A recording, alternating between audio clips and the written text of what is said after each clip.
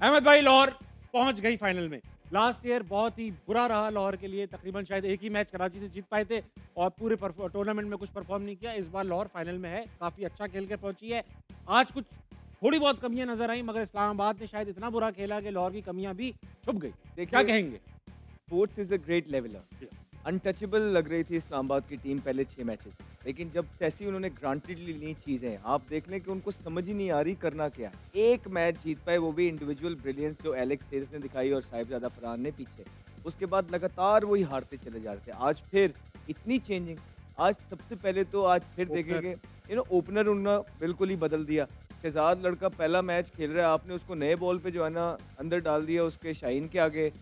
2 के शाहीन ने बड़े ज़बरदस्त बॉलिंग की है, 2 उसके पहले पे पैर पे भी लगा था, वो भी आउट था। हाँ। अगले बॉल पे दोबारा से उसने बोल्ड किया, तो captain leading from the front. दूसरी तरफ से आप देखेंगे शादाब को, तो वो जब अपने पहला ओवर का पहला बॉल करने आए तो वाइड किया जानबूझ के वो बैट्समैन निकलेगा तो मैं स्टंप कर दूँगा।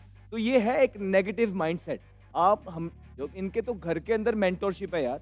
हमने तो उनसे जितना भी सीखा है, जितनी भी सुना है, वो यही कहते हैं कि यार स्पिनर को दलेर होना चाहिए। वो सबसे अग्रेसिव स्पिनर थे ठीक पाकिस्तान है ना, स्पिनर को दिग्लेर होना अफगानिस्तान। चाहिए। तो फिर ऐसी क्या वजूहात हैं कि वो दिलेरी नहीं पकड़ रहे और फिर आज फिर 2 ओवर किए। तो यार अगर आपने 2 ओवर करने हैं तो आप एज़ अ बैट्समैन तो टीम के अंदर फिट ही नहीं होते हैं। क्योंकि फिर मिडल ऑर्डर का काम है फिनिश करना, वो वो भी भी नहीं आप हो नहीं रहा। करते हैं। फिर आप कर भी 2 ओवर रहे हैं, वो भी अपनी मर्ज़ी से। फिर जो 4 ओवर कर रहा है लड़का इमाद वसीम, फिर तो आप उसको ले जाएँ टीम के अंदर, हाँ। वो बेहतर ऑप्शन है।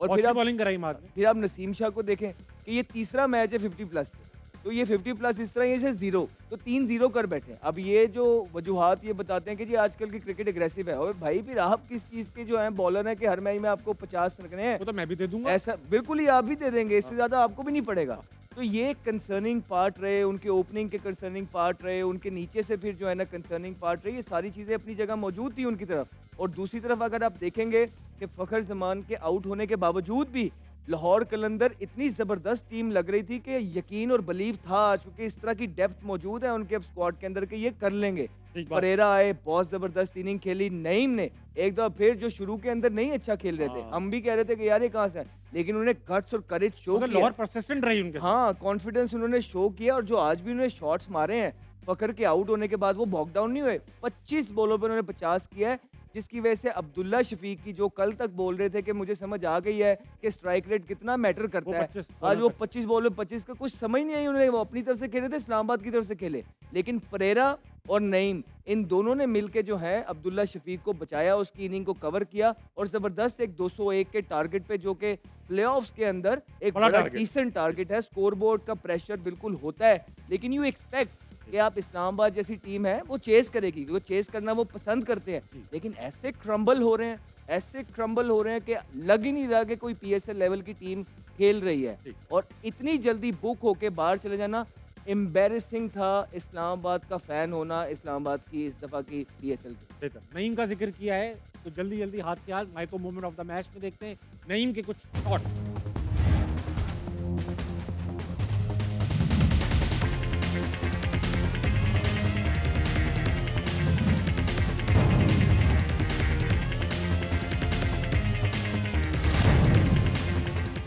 Very good.